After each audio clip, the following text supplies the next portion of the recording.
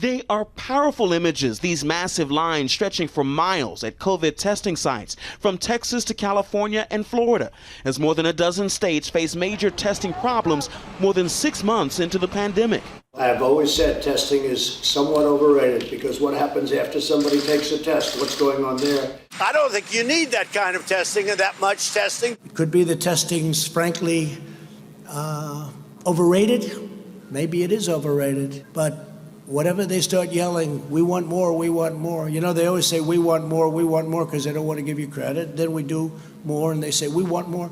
Man, it's like he had to be president every day. Sounds like a dickhead who buys a houseplant, waters it once, and wonders why it died. They were saying we want more because the virus kept spreading. They needed more tests because people were getting sick. It wasn't like they were saying we want more of the digital trading cards where you're wearing a cape. There's a new plan at the White House for how to deal with coronavirus testing at the federal level in states across the country. Jeff Bennett reporting that the Trump administration is planning to end its funding and support for coronavirus testing sites at the end of this month. The notion that everyone needs to be tested is just simply nonsensical. If you don't test, you don't have any cases. If we stop testing right now, we'd have very few cases, if any.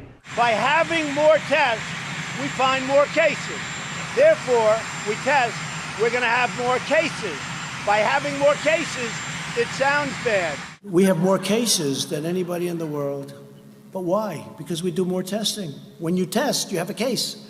When you test, you find something is wrong with people. If we didn't do any testing, we would have very few cases. We test more than anybody by far. And when you test, you create cases. So we've created cases. No, that's not how it works. Somewhat overrated because what happens after somebody takes a test? What's going on there?